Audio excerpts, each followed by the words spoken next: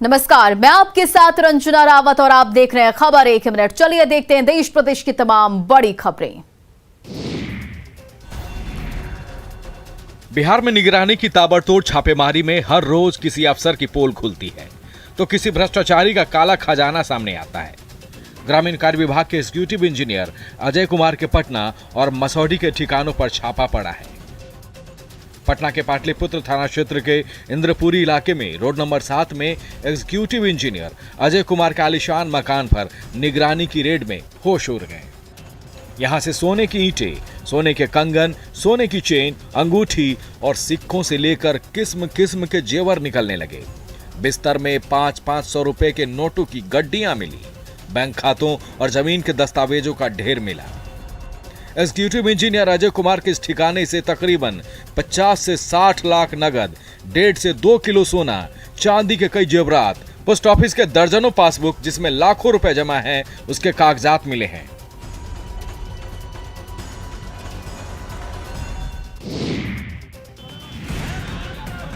सड़कों पर बेहतर ट्रैफिक संचालन की जिम्मेदारी ट्रैफिक जवानों की होती है, लेकिन कई बार कुछ ऐसे लोग होते हैं जो बेवजह भिड़ जाते हैं ट्रैफिक जवानों से। देवघर में भी कुछ ऐसा ही हुआ है, जहां हेलमेट चेकिंग के दौरान पकड़े जाने पर बाइक सवार 2 युवक पुलिस से भिड़ गए। पुलिस से नोकझोंक करने लगे। पुलिस ने जब दोनों युवकों को रोका और नियम उल्लंघन के आरोप में बाइक जब्त कर थाने ले जाना चाहिए तो दोनों युवकों ने बदतमीजी शुरू कर दी। इस बीच पूछताछ के दौरान मामला बिगड़ गया और बीच सड़क पर ही मारपीट होने लगी। इस बीच मौके पर 2-3 और पुलिसकर्मी जुट गए और दोनों युवकों को पीटते हुए थाने ले गई। पिटाई का ये वीडियो सोशल मीडिया पर वायरल हो रहा है। इस बीच ट्रैफिक थाने से मिली जानकारी के मुताबिक दोनों युवकों ने अपनी गलती मान ली है और माफी मांगी है, जिसके बाद उनकी बाइक को वापस कर दिया गया है और मामले को रफा दफा कर दिया गया है।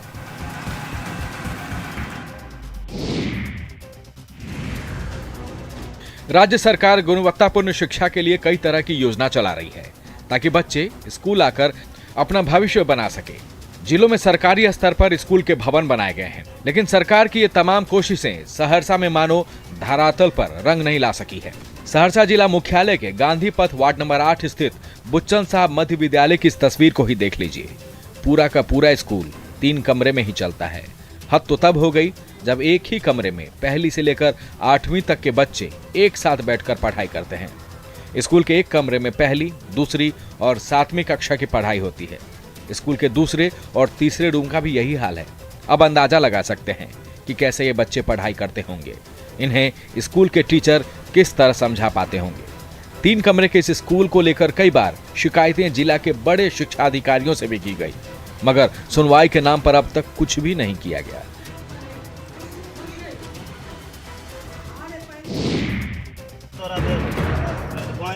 इक्कीसवीं सदी में हम चांद तक पहुंच गए, कई बड़े वैज्ञानिक आविष्कार किए, लेकिन समाज की एक कुरीतियों में से एक अंधविश्वास को जड़ से समाप्त नहीं कर सके।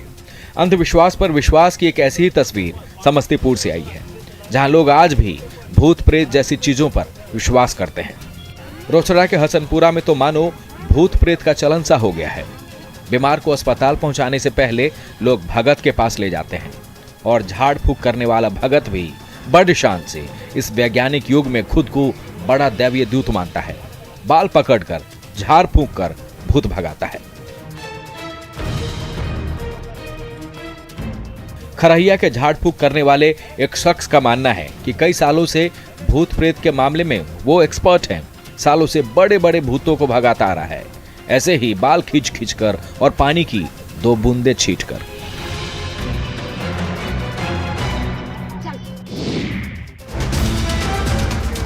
मुख्यमंत्री नीतीश कुमार 22 दिसंबर से शराबबंदी कानून को और सशक्त तरीके से लागू करवाने को लेकर फिर से राज्य के कई इलाकों में दौरा करने वाले हैं। लगातार पुलिस के बड़े अधिकारियों से शराबबंदी को लेकर समीक्षा बैठक कर रहे हैं और इसी समीक्षा बैठक का ही असर है कि सिवान पुलिस अलर्ट हो गई है। शराब को लेकर कहीं से भी सूचना मिल रही है तो फौरन मौके पर सिवान पुलिस पहुंच जाती है। हुसैनगंज की इस तस्वीर को ही देख लीजिए। पुलिस को जैसे ही गुप्त सूचना मिली कि हुसैनगंज थाना क्षेत्र के हुसैनगंज बाजार न्यू हैदरी मार्केट के पीछे जमीन में शराब रखी हुई है, पुलिस जेसीबी के साथ पहुंच गई और लग गई जेसीबी से जमीन की खुदाई करने। खुदाई के दौरान जैसे जैसे जमीन के नीचे से कच्ची शराब मिलने लगी तो तस्वीर साफ होने लगी। जेसीबी से खुदाई के दौरान जमीन के अंदर से कुछ ड्रम मिला। वहीं पुलिस ने करीब 200 लीटर कच्ची शराब को नष्ट किया।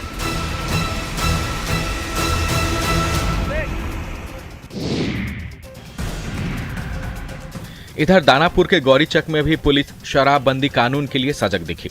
गौरीचक थाना क्षेत्र के खैरा मुसहरी में पटना डीएम के आदेश पर सहायक आयुक्त मद्य निषेध के किशोर कुमार साहू अपने दल बल के साथ पहुंचे। मुसहरी में कई परिवार जो अवैध तरीके से अभी भी शराब बनाने का कारोबार कर रहे थे, उनके घर दबिश पड़ी और शराब बनाने वाले सामान नष्ट किए गए। मौके पर कच्ची शराब को नष्ट किया गया। पुलिस ने मुसहरी के लोगों को साफ कहा कि यहाँ के लोगों को मुख्य धारा से जोड़ने के लिए रोजगार का मौका दिया जाएगा। पुलिस के आश्वासन पर मुसहरी के लोगों ने भी शराब का कारोबार छोड़कर पुलिस के साथ चलने का वादा किया। दरअसल पिछले सप्ताह ही लोगों ने शराब का अवैध कारोबार छोड़ने की कस्में खाई थी। बावजूद इसके पुलिस को यहाँ से शिकायतें मिली थी, जिसके बाद पुलिस मुसहरी टोला पहुंची। पुलिस ने साफ कहा कि उन्हें किसी तरह का नुकसान नहीं पहुंचाया जाएगा, बशर्ते कानून का पालन करें, शराब का कारोबार छोड़ें।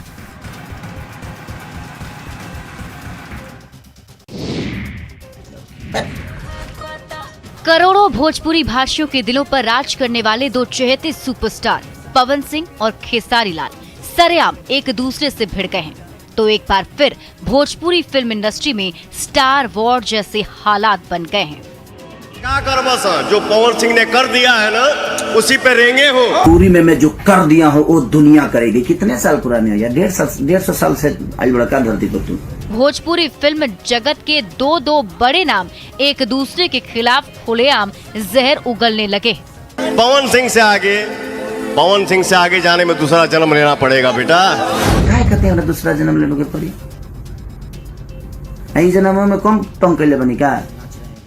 पवन सिंह और खेसारी लाल के बीच तेज हो रही जुबानी जंग की जड़ में चाहे जो कुछ भी हो, लेकिन इस तू मैमे ने बड़े पर्दे पर चमकने वाले इन सितारों की कड़वी सच्चाई जरूर उजागर करके रख दी है।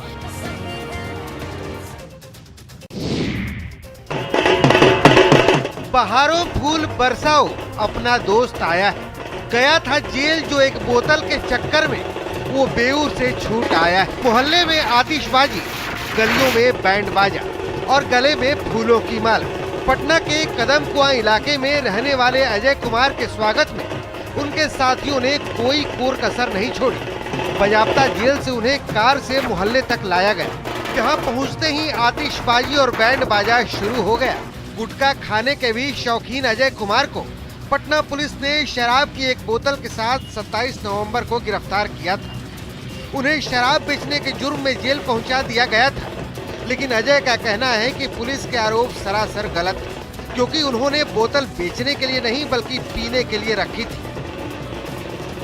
बहरहाल इस स्वागत से गदगद अजय कुमार ने अब ये संकल्प लिया है कि वो कभी शराब को हाथ नहीं लगाएंगे।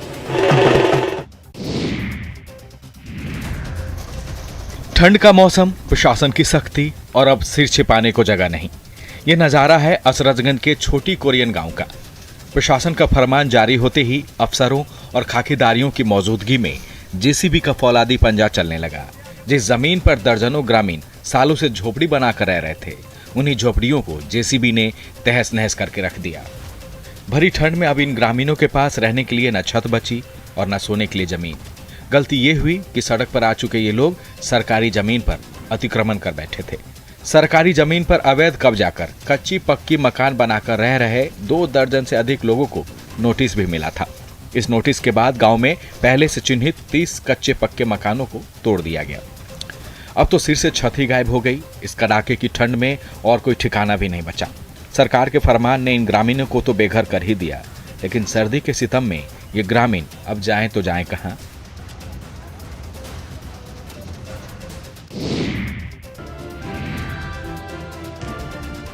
नेता प्रतिपक्ष तेजस्वी यादव शादी करके जब से पटना लौटे हैं, लगातार सुर्खियों में हैं। कभी खटाल में पत्नी के साथ का वीडियो, तो कभी लोगों से मिलते जुलते तेजस्वी समर्थकों से खूब आशीर्वाद ले रहे हैं। इस कड़ी में तेजस्वी यादव पटना स्थित आरजेडी कार्यालय पहुंचे, जहां कार्यकर्ताओं ने उनका जमकर स्वागत किया। शादी के बाद पहली बार पार्टी ऑफिस पहुंचे तेजस्वी यादव ने कार्यकर्ताओं से मुलाकात की। इस मौके पर आरजेडी के प्रदेश अध्यक्ष ने तेजस्वी यादव को माला पहनाकर स्वागत किया। शादी के बाद रिसेप्शन को लेकर उठ रही चर्चाओं पर तेजस्वी यादव ने कहा कि खरमास के बाद रिसेप्शन का आयोजन किया जाएगा। वहीं पार्टी कार्यालय से ही तेजस्वी यादव ने बेरोजगारी हटाओ यात्रा का भी ऐलान कर दिया। हमारा जो संघर्ष था बेरोजगारी हटाओ, उसको लेकर के आने वाले समय में हर जिले बिहार के हम लोग बेरोजगारी हटाओ यात्रा पे भी हम लोग निकलेंगे। सिमडेगा में पुलिस प्रशासन के लाखों प्रयास के बावजूद बालू का अवैध कारोबार जारी है। बालू माफियाओं को न तो कानून का खौफ है और न ही पुलिस का डर। दिन दहाड़े सिमडेगा की नदियों में ट्रैक्टर के साथ पहुंचकर ये बालू माफिया बालू निकाल रहे हैं। ये बालू माफिया अहले सुबह ही नदियों के पास पहुंच जाते हैं, नदियों से बालू निकालते हैं और बेखौफ होकर बालू लेकर शहर होते हुए निकल जाते हैं। जिला खनन विभाग और प्रशासन का इन्हें रोकने का हर प्रयास नाकाम साबित होता दिख रहा है। इधर अहले सुबह से ही शहर में ट्रैक्टर की आवाज लोगों के लिए भी परेशानी का सबब बनने लगी है। हालांकि कई बार खनन विभाग और जिला प्रशासन की ओर से इन बालू माफियाओं पर लगाम लगाने की कोशिश की जाती है। बालू लदे ट्रैक्टर पकड़े जाते हैं, गिरफ्तारियां भी होती है, लेकिन कार्रवाई के कुछ दिन के बाद हालात फिर से वैसे ही हो जाते हैं। बालू माफियाओं के इस कारनामे के आगे राज्य में राजस्व का भी नुकसान भारी हो रहा है।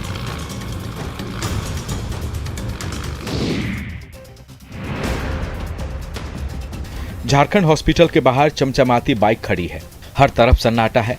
तभी एक नकाबपोश अपराधी दबे पांव पहुंचता है, हैंडल अनलॉक करने की कोशिश करता है लेकिन फेल हो जाता है। तभी किसी की आहट सुनकर वो चौकन्ना हो जाता है और चहलकदमी करते हुए 2 कदम आगे बढ़ जाता है। थोड़ी देर के बाद रास्ता साफ नजर आता है तो वापस बाइक के करीब आता है, बाइक को पीछे की ओर घुमाता है और पल भर में उड़न छू हो जाता है। काफी देर से मौके की ताक में खड़ा अपराधी सधे कदमों से वहां पहुंचता है, नुकीली औजार से बार बार वार करने लगता है और जैसे ही हैंडल अनलॉक होता है वैसे ही वो बाइक को पीछे की ओर घुमाता है और पल भर में ही वो फटफटिया लेकर वहां से ओझल हो जाता है। इन सीसीटीवी तस्वीरों के जरिए रामगढ़ पुलिस इस शातिर बाइक चोर की तलाश कर रही है।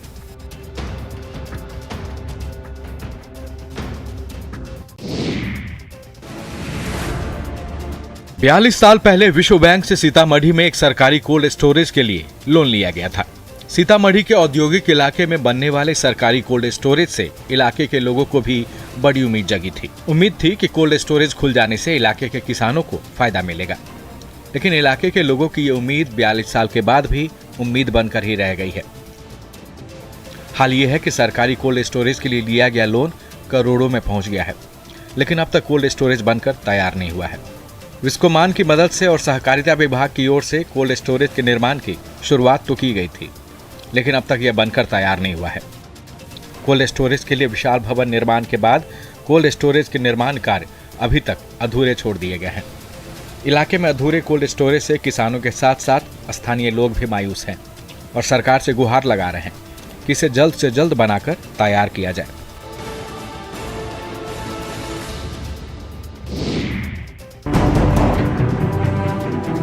राजधानी रांची समेत राज्य भर में कई जिलों का पारा लगातार गिरता जा रहा है। ठंड और कनकनी की वजह से आम लोग अब घरों से बाहर निकलने में परहेज करने लगे हैं। मौसम विभाग की ओर से कंपकपाती इस ठंड को लेकर हिदायतें भी दी जा रही है, लेकिन राजधानी रांची से एक ऐसी तस्वीर सामने आई है जिसमें कई बुजुर्ग इस ठंड को चुनौती देते हुए नजर आ रहे हैं।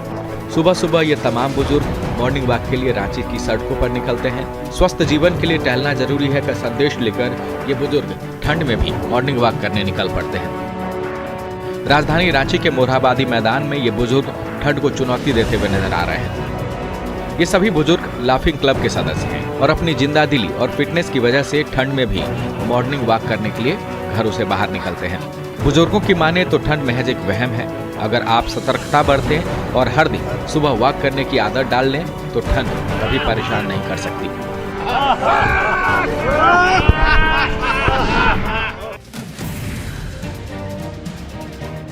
चाबी लगते ही होनहार राजन की प्यारी दुलारी स्कूटी पल भर में हवा से बातें करने लगती है, वो भी महंगे पेट्रोल की एक घूंट भी पिए बिना। मुजफ्फरपुर की मिट्टी के लाल और दिल्ली के सर्वोदय बाल स्कूल के प्रतिभावान छात्र राजन ने अपनी सूझबूझ से ये कमाल कर दिखाया। अब पेट्रोल पीने वाली ये स्कूटी बैटरी से दौड़ती है और मुसाफिरों को उनकी मंजिल तक पहुंचाकर ही रुकती है। राजन की 3 दिन की कड़ी मेहनत और महज 35,000 रुपए का खर्चा। आपकी अपनी स्कूटी भी पेट्रोल छोड़कर बैटरी के चार्ज से दौड़ने लगेगी और एक्सीलेटर घुमाइए तो चंद मिनटों में ही 45 किलोमीटर प्रति घंटे की रफ्तार पकड़ लेगी। बस एक बार चार्ज तो कीजिए हुजूर। पूरे शहर में 60 से 70 किलोमीटर तक हवा खिलाने के बाद ही दम लेगी ये करामाती स्कूटी। और खबर 1 मिनट के इस बुलेटिन में फिलहाल इतना ही। बने रहा आप न्यूज़ 18 बिहार झारखंड के साथ।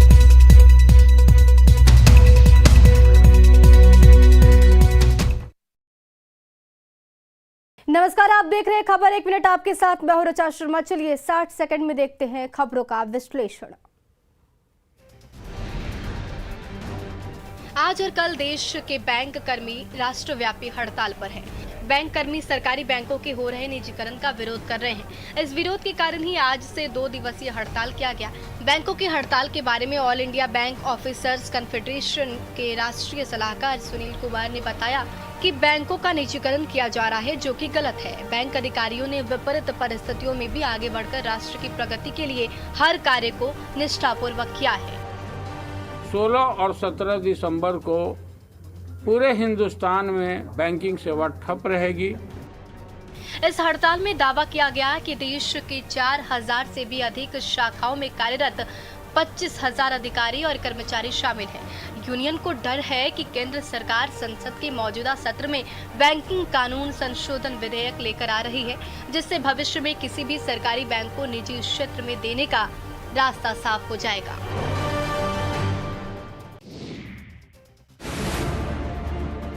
धनबाद की नेशनल राइफल शूटर कोनिका लायक ने कोलकाता में फांसी लगाकर आत्महत्या कर ली। कोनिका धनसार के अनुग्रह नगर की रहने वाली थी। कोनिका पिछले 1 साल से पूर्व नेशनल प्लेयर जगदीप प्रमाकर के कोलकाता के उत्तरपाड़ा स्थित कैंप में ट्रेनिंग ले रही थी। कोलकाता पुलिस ने कोनिका के पिता को फोन कर बताया कि उनकी पुत्री अस्पताल में भर्ती है। पिता जब कोलकाता पहुंचे तो देखा कि उनकी बेटी अस्पताल में मृत पड़ी थी। कोनिका अक्टूबर 2021 में गुजरात में ट्रेनिंग लेने गई थी। वहां से कोलकाता आई थी, उसके बाद यहीं रह रही थी। पुलिस आत्महत्या के मामले में कारणों की जांच कर रही है। पुलिस को यह भी पता चला है कि कोच के साथ कोनिका के संबंध बेहतर नहीं थे। कोच से भी पुलिस पूछताछ में जुट गई है। कोनिका लायक की शादी जल्द ही होने वाली थी। कोनिका की आर्थिक स्थिति ऐसी नहीं थी कि वह खुद की राइफल खरीद सके, जिसके बाद एक्टर सोनू सूद ने कोनिका को 2.5 लाख रुपए की जर्मन राइफल भेजी थी।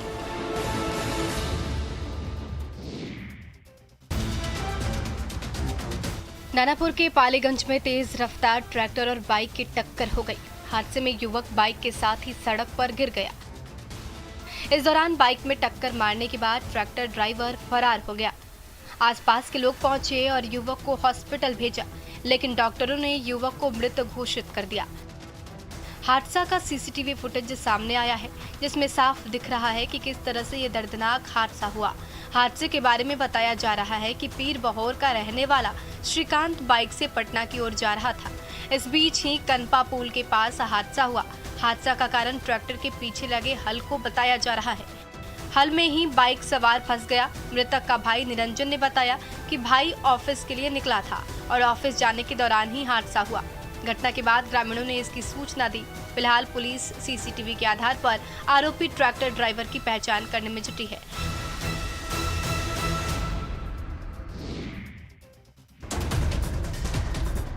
भागलपुर के नाथनगर में पिछले 5 दिनों में हुए बम ब्लास्ट और 2 देसी बम बरामद मामले की जांच का कमान बिहार पुलिस मुख्यालय ने बिहार एटीएस को सौंप दिया है। एटीएस की टीम इस पूरे मामले की जांच करने के लिए पटना से भागलपुर पहुंच चुकी है और अपने स्तर से जांच शुरू कर दी है।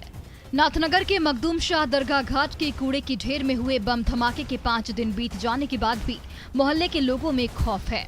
दिन के उजाले में भी मखदूम शाह दरगाह जाने वाली सड़कें सूनी है और गलियों में सन्नाटा पसरा है। घटना के बाद से मोहल्ले वासियों के मन में इस कदर खौफ है कि बच्चों के घर से निकलने पर पाबंदी लगा दी गई है। बम धमाके में अपनी जान गंवाने वाले अमृत कुमार दास के परिजनों को मोहल्ले के लोग दिलासा दे रहे हैं। बम को लेकर कई तरह के सवाल भी उठ रहे हैं। आखिर कूड़े की ढेर पर किसने बम रखा था? बम रखने वालों की मंशा क्या थी? फिलहाल उसका जवाब एटीएस के जांच के बाद ही मिल पाएगा।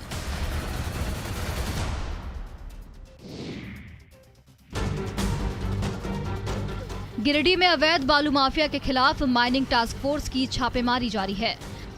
टास्क फोर्स की टीम ने परसाटांड के मुसफडी शमशान घाट उसरी नदी के तट से अवैध बालू उठाव करने वालों के खिलाफ छापेमारी की। इस दौरान 3 ट्रैक्टर को सीज किया गया।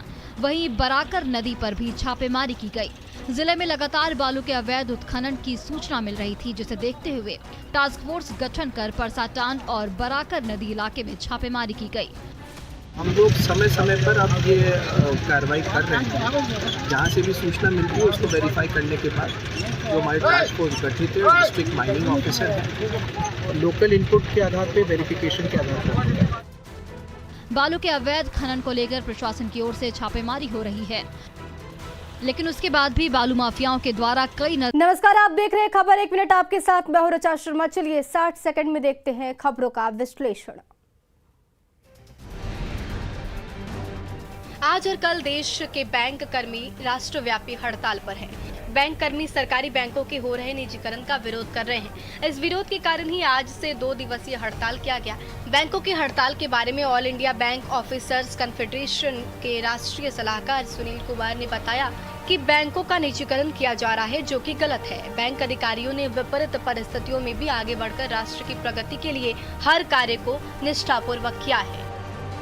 16 और 17 दिसंबर को पूरे हिंदुस्तान में बैंकिंग सेवा ठप रहेगी।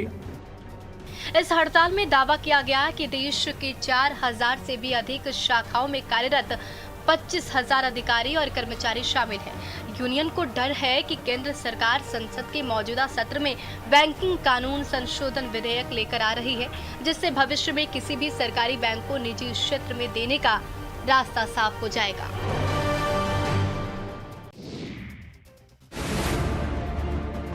धनबाद की नेशनल राइफल शूटर कोनिका लायक ने कोलकाता में फांसी लगाकर आत्महत्या कर ली।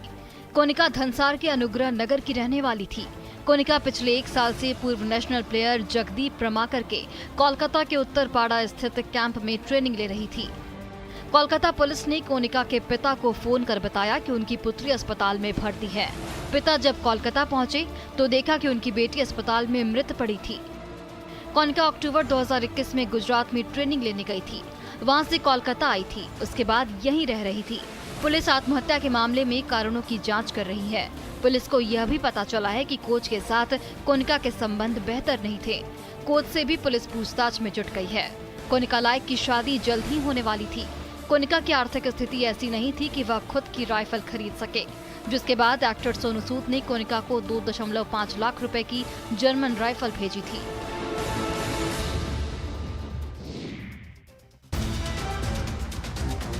नानापुर के पालीगंज में तेज रफ्तार ट्रैक्टर और बाइक की टक्कर हो गई। हादसे में युवक बाइक के साथ ही सड़क पर गिर गया। इस दौरान बाइक में टक्कर मारने के बाद ट्रैक्टर ड्राइवर फरार हो गया। आसपास के लोग पहुंचे और युवक को हॉस्पिटल भेजा, लेकिन डॉक्टरों ने युवक को मृत घोषित कर दिया। हादसा का सीसीटीवी फुटेज सामने आया है, जिसमें साफ दिख रहा है कि किस तरह से ये दर्दनाक हादसा हुआ। हादसे के बारे में बताया जा रहा है कि पीर बहोर का रहने वाला श्रीकांत बाइक से पटना की ओर जा रहा था। इस बीच ही कनपा पुल के पास हादसा हुआ। हादसा का कारण ट्रैक्टर के पीछे लगे हल को बताया जा रहा है। हल में ही बाइक सवार फंस गया। मृतक का भाई निरंजन ने बताया कि भाई ऑफिस के लिए निकला था और ऑफिस जाने के दौरान ही हादसा हुआ। घटना के बाद ग्रामीणों ने इसकी सूचना दी। फिलहाल पुलिस सीसीटीवी के आधार पर आरोपी ट्रैक्टर ड्राइवर की पहचान करने में जुटी है।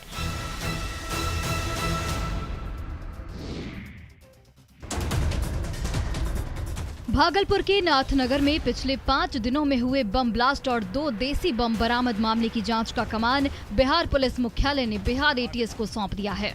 एटीएस की टीम इस पूरे मामले की जांच करने के लिए पटना से भागलपुर पहुंच चुकी है और अपने स्तर से जांच शुरू कर दी है। नाथनगर के मखदूम शाह दरगाह घाट के कूड़े की ढेर में हुए बम धमाके के 5 दिन बीत जाने के बाद भी मोहल्ले के लोगों में खौफ है। दिन के उजाले में भी मखदूम शाह दरगाह जाने वाली सड़कें सूनी है और गलियों में सन्नाटा पसरा है। घटना के बाद से मोहल्ले वासियों के मन में इस कदर खौफ है कि बच्चों के घर से निकलने पर पाबंदी लगा दी गई है। बम धमाके में अपनी जान गंवाने वाले अमृत कुमार दास के परिजनों को मोहल्ले के लोग दिलासा दे रहे हैं। बम को लेकर कई तरह के सवाल भी उठ रहे हैं। आखिर कूड़े की ढेर पर किसने बम रखा था? बम रखने वालों की मंशा क्या थी? फिलहाल उसका जवाब एटीएस के जांच के बाद ही मिल पाएगा।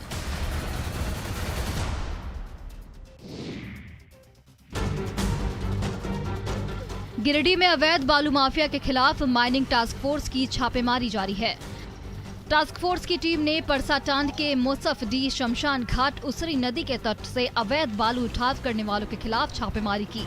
इस दौरान 3 ट्रैक्टर को सीज किया गया। वहीं बराकर नदी पर भी छापेमारी की गई। जिले में लगातार बालू के अवैध उत्खनन की सूचना मिल रही थी, जिसे देखते हुए टास्क फोर्स गठन कर परसाटांड और बराकर नदी इलाके में छापेमारी की गई। हम लोग समय समय पर अब ये कार्रवाई कर रहे हैं। जहाँ से भी सूचना मिलती है उसको वेरीफाई करने के बाद जो हमारे टास्क फोर्स गठित है और डिस्ट्रिक्ट माइनिंग ऑफिसर है, लोकल इनपुट के आधार पे वेरिफिकेशन के आधार पर बालू के अवैध खनन को लेकर प्रशासन की ओर से छापेमारी हो रही है, लेकिन उसके बाद भी बालू माफियाओं के द्वारा कई नदियों में अवैध खनन किया जा रहा है। ऐसे में पुलिस प्रशासन के ऊपर भी कई सवाल खड़े होते हैं।